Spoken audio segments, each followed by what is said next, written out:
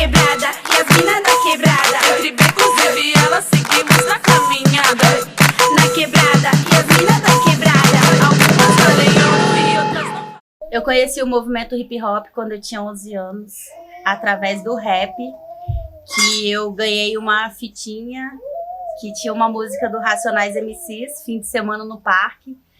E aí, mesmo sendo muito criança, eu fiquei prestando bastante atenção na letra e fiquei com aquilo na cabeça, né? Porque eu morava em periferia e tinha uma realidade completamente diferente. E as palavras do Mano Brown, que na verdade eu não sabia nem quem era, né, Mano Brown, quem era o grupo, qual era o nome dos integrantes, mas eu fiquei com aquelas palavras dele na cabeça e eu lembro de uma frase da música que ele falava 27 anos contrariando as estatísticas. E aí eu fiquei com aquilo na cabeça, pensando, pô, o que é estatística? O que é contrariando? O que esse cara tá falando? E foi a partir daí que eu percebi que eu estava acima da minha realidade e que eu tinha curiosidade de conhecer o mundo lá fora, de saber como que as coisas funcionavam e que a minha realidade poderia ser diferente, né? Que se tinha um cara ali falando na música que a vida dele mudou, que a vida dele foi diferente, eu fiquei querendo trazer aquilo para minha realidade também.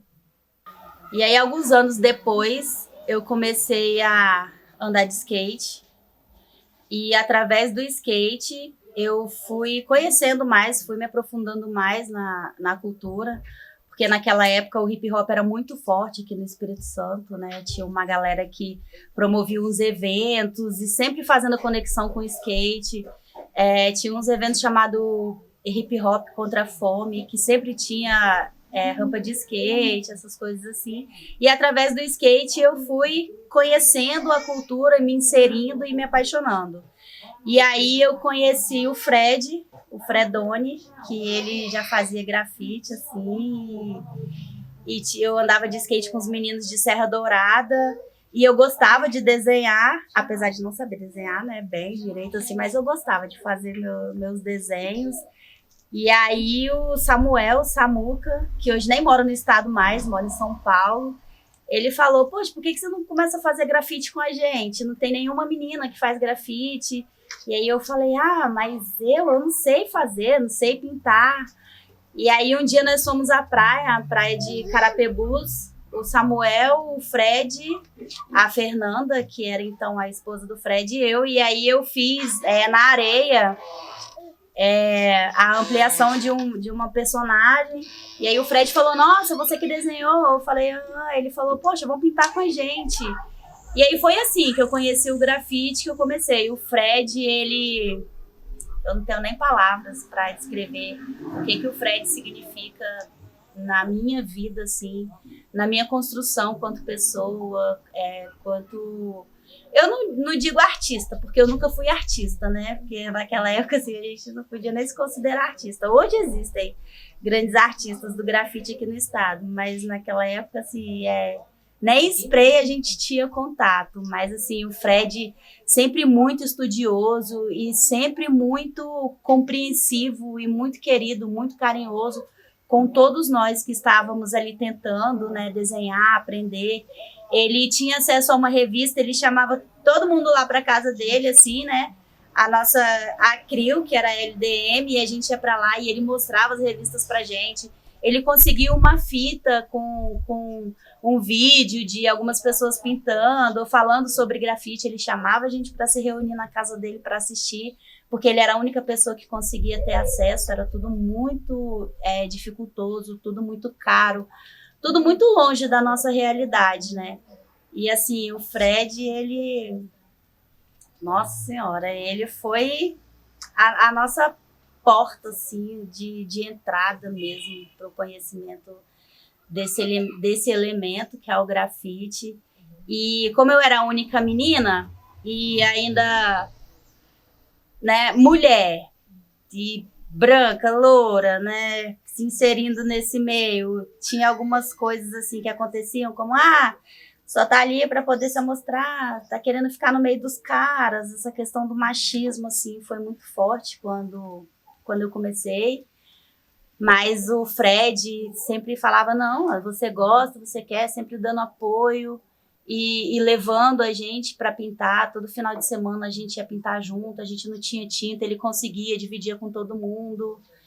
Eu lembro a primeira vez que eu tive acesso a uma lata de spray, que foi através do Fred. Ele chegou com ele, olha, comprei uma lata de spray, a galera em São Paulo só pinta com spray. E aí nós fomos fazer um trampo lá na Lindenberg, e aí ele tirou da mochila aquela lata de spray, e todo mundo ficou assim, né, admirado, querendo usar, não sabia nem o que fazer com aquilo, nem como fazer. E aí ele contornou todas as letras, sabe, assim, o trampo de todo mundo que tinha pintado. E aí ele falou, vai, tenta. E eu falei, mas não sei como é que é. Ele tenta. E aí eu fiz umas bolinhas, assim, para enfeitar a minha letra. Naquela época a gente não tinha muito essa, assim, essa questão, essa técnica de personagem, era mais letra. E esse foi o nosso primeiro trampo que saiu numa revista nacional de grafite. E é isso.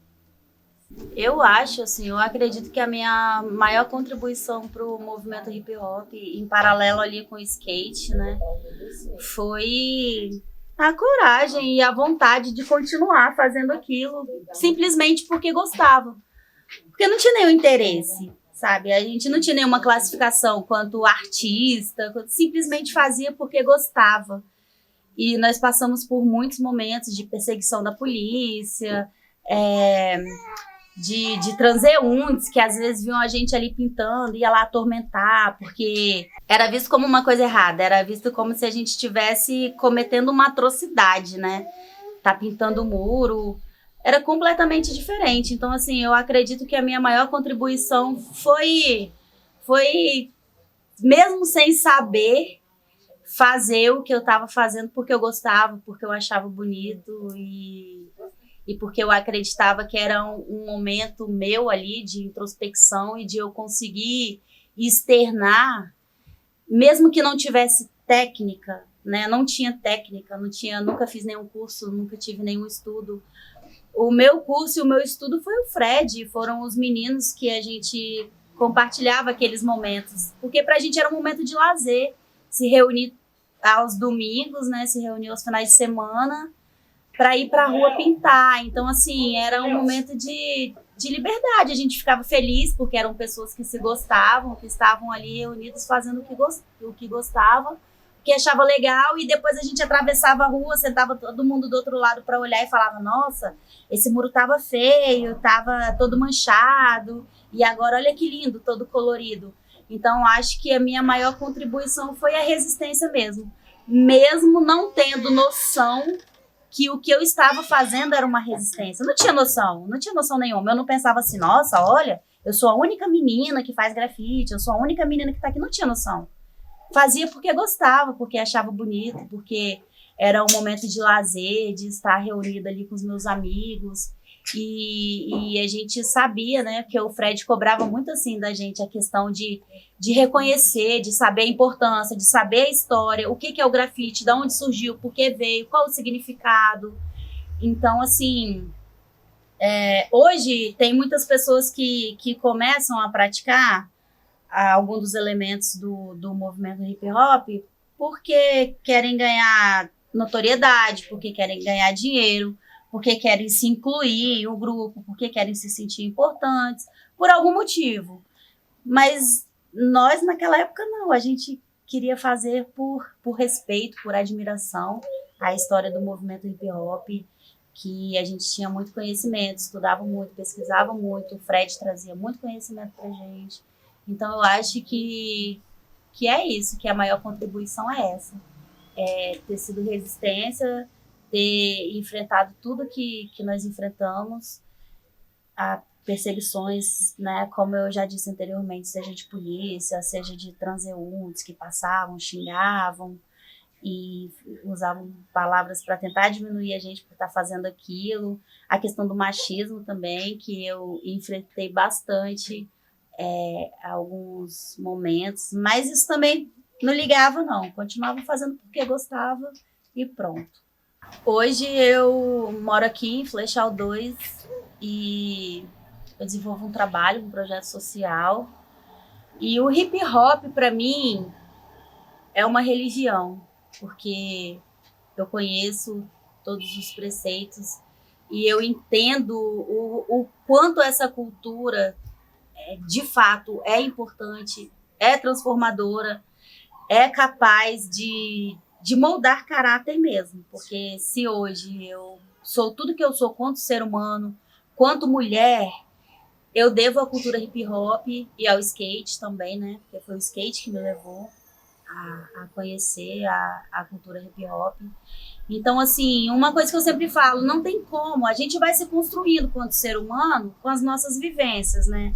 Então, assim, não tem como eu vestir a camisa, e agora eu sou alguém que conhece o movimento hip hop, eu vou disseminar. Ah, não, eu cheguei em casa, tirei a camisa, eu sou ali. Não, eu sou um ser humano que eu me construí através das minhas vivências, e o hip hop, ele foi a minha grande escola, e tudo que eu faço, tudo que eu pratico, a minha forma de pensar, a minha forma de agir, tem hip hop. Tudo tem hip hop. E hoje, com as vivências que eu tenho em Flechal, eu posso dizer que eu realmente alcancei a compreensão do que é o hip hop. E dentro disso, outros conceitos também, né? Por exemplo, o feminismo. O que é o feminismo de verdade? O que é você viver a cultura hip hop? Poxa, as minhas vizinhas, elas acordam 5 horas da manhã para poder ir trabalhar, elas não têm noção nenhuma desses conceitos de hip hop, de feminismo, mas ela acorda 5 horas da manhã para ir trabalhar, para sustentar os filhos, para alimentar a família delas. Então, assim, isso é feminismo, sabe? Tem algum evento lá no projeto, tem qualquer coisa, um vizinho empresta uma cadeira, o outro ajuda a preparar o lanche. Isso é hip hop. Para mim, isso é hip hop, sabe? Porque é o conceito real da cultura.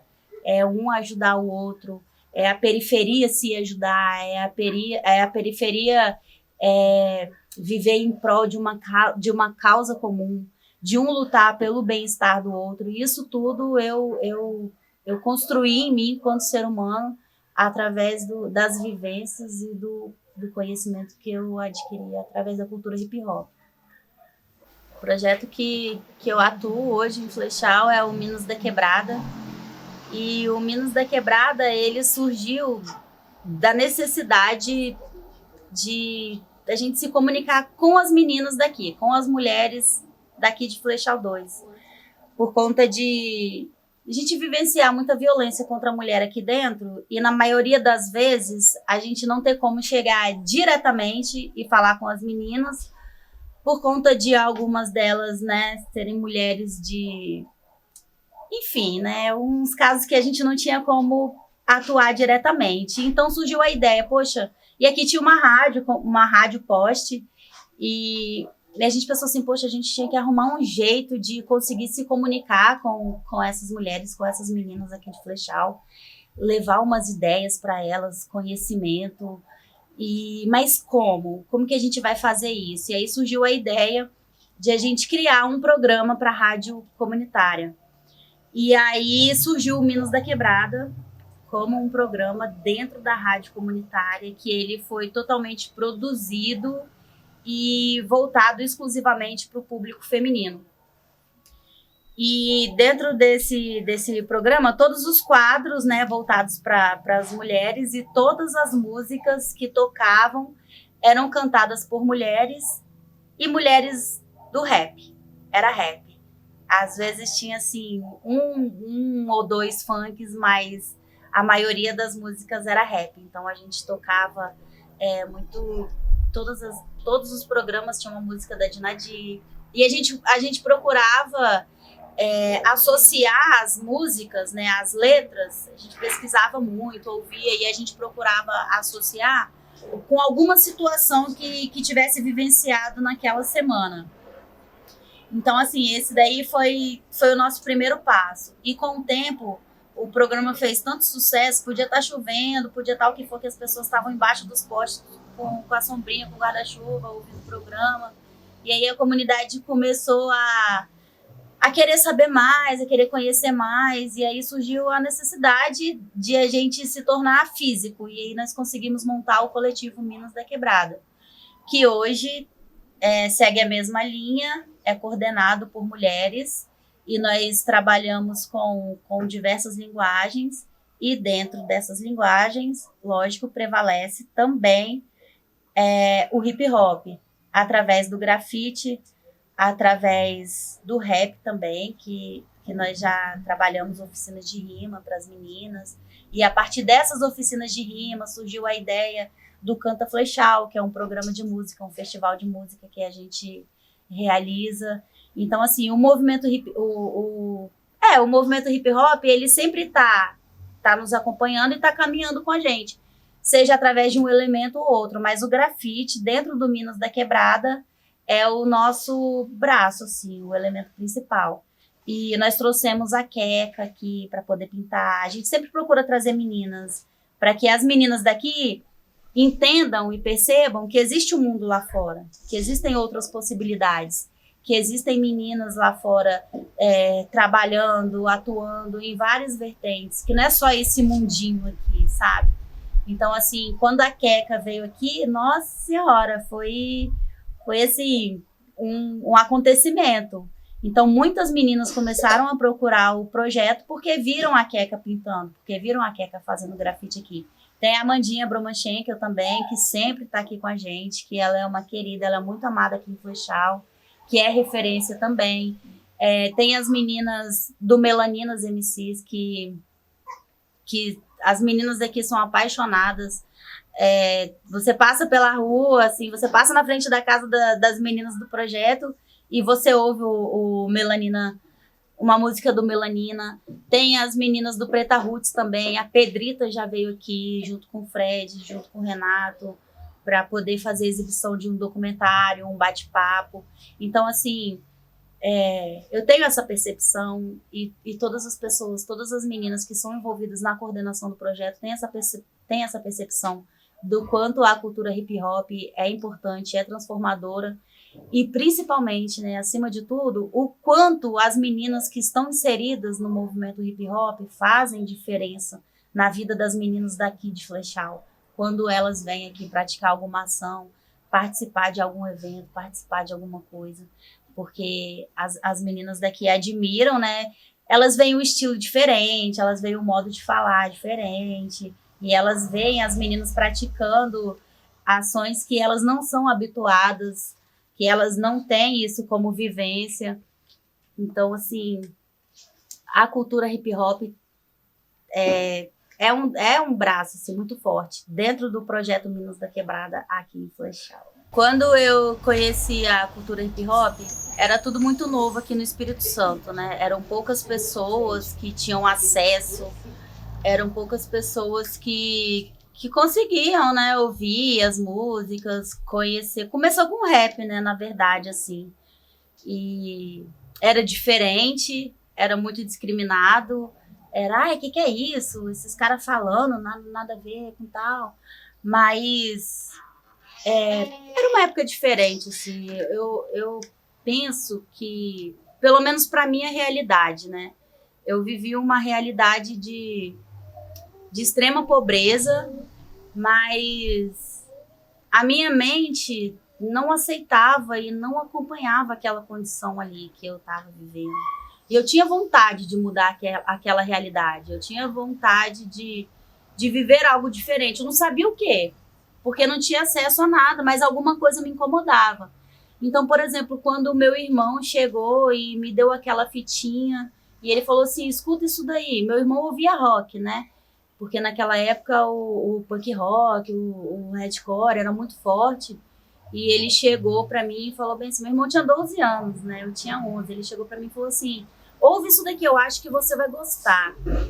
Porque você é muito questionadora, você briga muito, você discute com a mamãe, você bate de frente.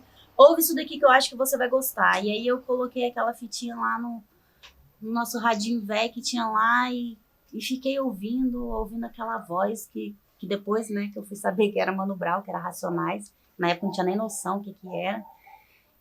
E assim, eu entendo que o rap, naquela época, ele era uma luz no fim do túnel. Ele trazia força, ele trazia coragem pra gente, sabe? Assim, porque a gente ouvia a nossa realidade. Pô, o cara tava ali falando de uma família que tava em cima do muro vendo outras pessoas tomando banho de piscina e eles não tinham acesso. Então, assim, nossa, isso sou eu sou assim. Eu tô com fome, eu não tenho o que comer. A minha mãe, né, é mãe solteira e tem dificuldade para conseguir. Poxa, parece que esse cara tá falando da minha vida, parece que esse cara tá contando a minha história. Então, assim, a gente se enxergava, a gente se percebia dentro daquela realidade. Então, acredito que naquela época, o rap, ele veio com muita força, a cultura hip hop veio com muita força, porque ela veio com uma identidade, assim, de libertação para a galera da periferia, né?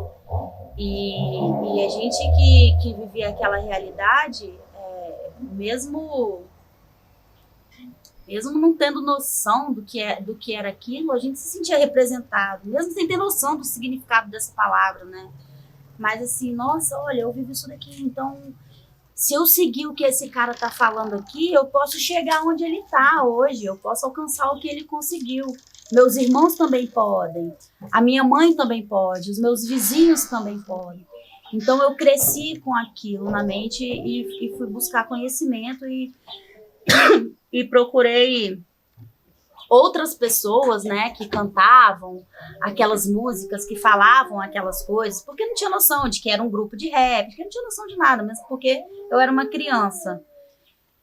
E aí fui, né, me aprofundando, fui conhecendo, buscando conhecimento e fui me transformando, fui percebendo assim, nossa, essa atitude que eu tive com o meu irmão, né, com o meu próximo, não condiz com aquilo que eu tô ouvindo naquela música lá, não. Eu tô sendo perversa, eu tô sendo ruim, eu tô sendo egoísta.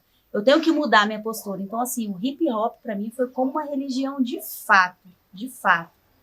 E com o passar dos anos, né, as coisas foram ganhando força, o movimento hip hop foi ganhando espaço na grande mídia, e aí aquilo aconteceu, parece que tudo muito rápido e de uma forma assim muito sem sentido. A gente foi percebendo várias pessoas que não eram de periferia, né? Por exemplo, Racionais. A gente estava na praia, descia do ônibus, aí passava um cara num carro importado ouvindo Racionais, ouvindo Facção, e a gente pensou, como assim esse cara tá ouvindo essa música? Não tem nada a ver com ele, essa música é nossa. A gente se sentia dono das músicas, assim, a gente se sentia dono daquelas letras, daquelas mensagens. E aí tinha muito naquela época tinha muito aquilo, esse Playboy tá ouvindo isso, né? Essa questão da separação. Assim, esse cara não precisa ouvir essa música, ele tem carro, ele mora perto da praia, ele mora em apartamento, na casa dele tem piscina, para que ele tá ouvindo isso? Essa música não é para ele. E aí, com o tempo, a gente foi vendo que isso foi perdendo sentido e que o movimento hip hop foi adentrando em outros espaços, em outras esferas, e que a gente meio que perdeu assim, o controle, sabe? Parece que foi saindo, que foi escorrendo por nossas mãos, assim, a nossa cultura, a nossa religião, a nossa válvula de escape. E aí eu acompanhei um momento, assim, do hip hop que eu preferia até me manter distante, que eu não compactuava, né, com aquela projeção que estava tendo. Eu vi muitas pessoas usando o rap, usando o grafite, o break, né, a cultura, assim, de uma forma geral, simplesmente como uma ferramenta para se incluir num grupo, né, para ganhar dinheiro, para se sentir importante, para conquistar mulheres.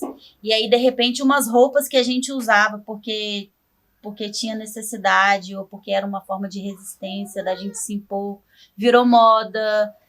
Não que isso seja negativo para a cultura, né? Porque isso daí foi muito bom, por um lado, mas tem os pontos negativos, que foi o quê? Que foi o rap. Eu acho que foi o elemento que foi mais contaminado, né? Fez meio assim com que o rap perdeu o sentido, sabe? Pessoas cantando, né, rap com letras que não tinham nada a ver, que não tinham a ver com a realidade da periferia, que não tinham o real sentido, sabe? E pessoas que não tinham nenhum conhecimento. Já aconteceu de eu estar conversando com algumas pessoas, né, dessa que, o MC da modinha, que tal, e mas e conversando sobre a cultura, sobre a história, e o cara não saber quem era a África Bambata. Então, assim, pelo amor de Deus, gente, o que é isso? O que aconteceu, né? E tem uma frase do Bambata, assim, que eu li ainda com 11 anos, ainda muito criança, que isso não saiu da minha mente, que foi: aonde você estiver, leve a cultura hip hop, dissemine a cultura hip hop. E aí eu fiquei me questionando sobre isso, assim, naquela época, né, da explosão, assim, que ainda tá vivendo esse momento. Será que Bambata tinha noção da proporção que isso tudo ia tomar, né?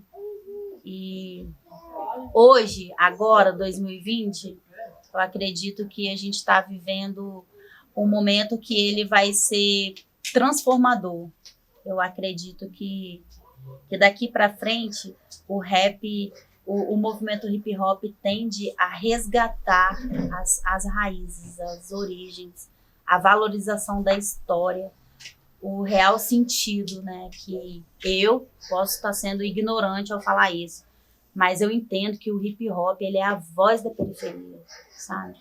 Ele é uma ferramenta para empoderar a periferia, para ser a luz no fim do túnel da periferia, e não como algumas pessoas têm feito, que é usar essa cultura que é de periferia para inserir em outros lugares, se apropriar, né, de fato, assim, dessa cultura, para conseguir status, para conseguir dinheiro, e a periferia está sendo calada, porque inclusive tem muitas pessoas que infelizmente, né, nossos irmãos que estão sendo ignorantes e estão sendo gananciosos ao ponto de ter essa cultura que é dele e tá saindo, tá tirando da periferia para levar para outros lugares, na ilusão do dinheiro, na ilusão da fama, na ilusão do status,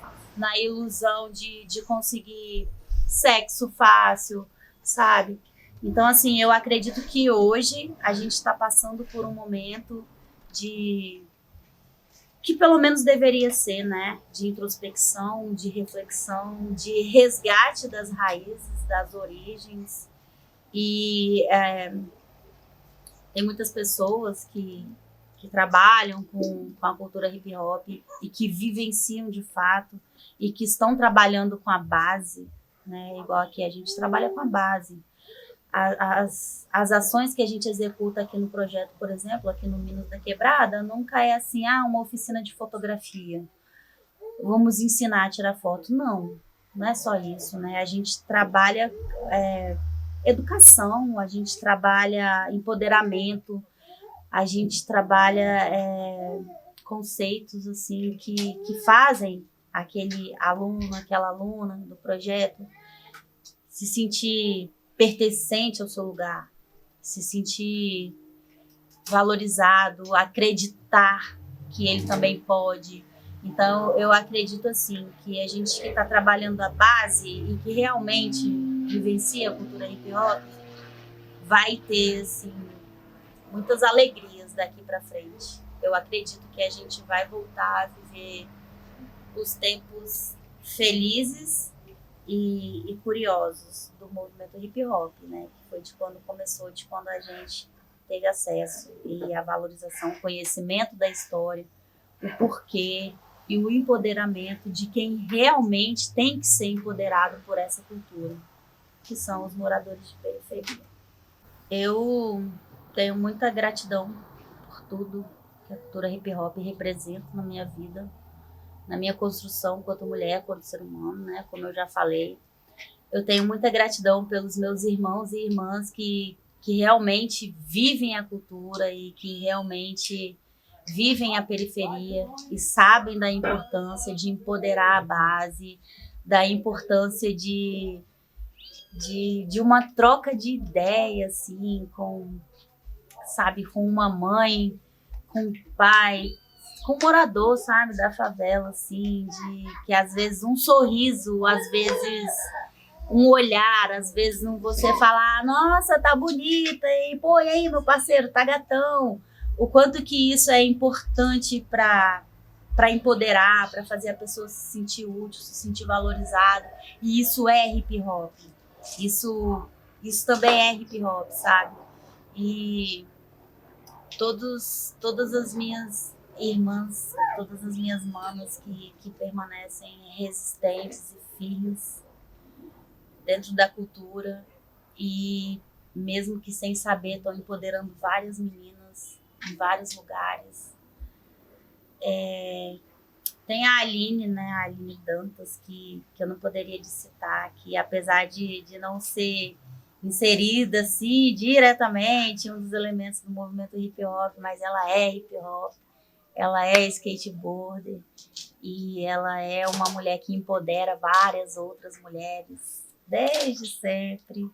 E ela é uma mulher que leva também o conceito do hip hop aonde ela vai, aonde ela está.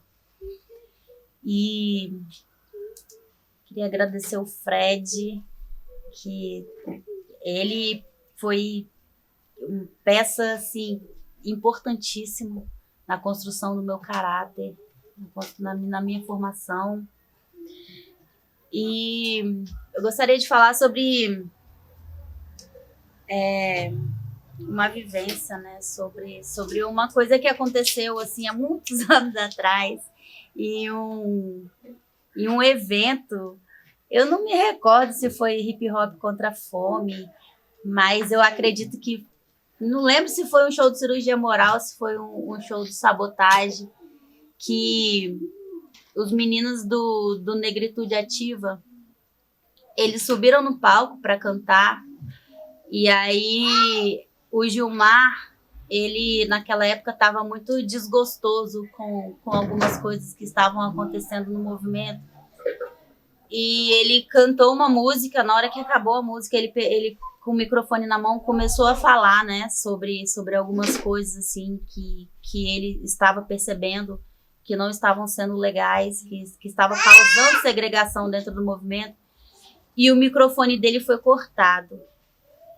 Nesse momento eu estava pintando, eu estava fazendo um grafite, mas eu me recordo que eu olhei para trás assim e eu vi a boca dele, né, se movimentando, ele falando mesmo com o microfone cortado.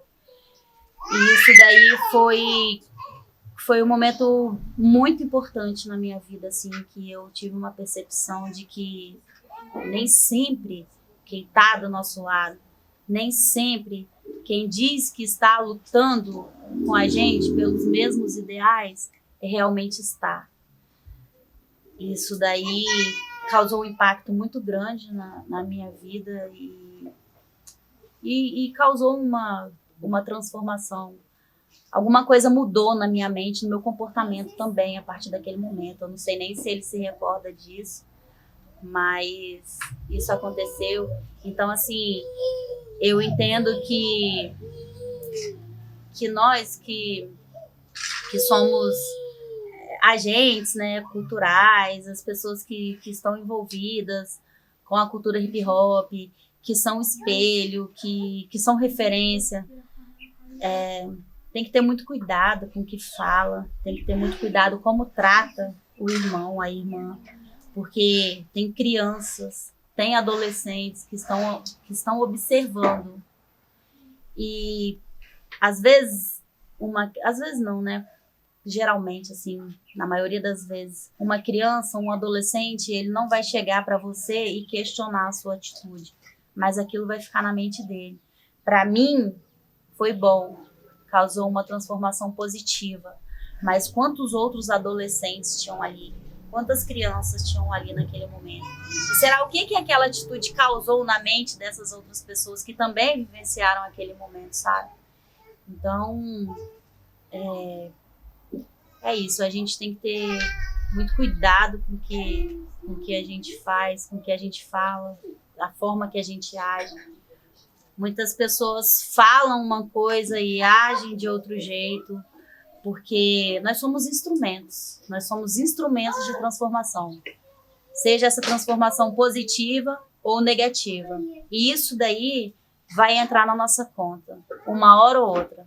Seja hoje, seja amanhã, seja daqui a 10 anos. Às vezes a gente passa por momentos nas nossas vidas que a gente para se questionar, poxa, por que eu estou passando por isso? Por que isso está acontecendo na minha vida? Por que eu estou sofrendo?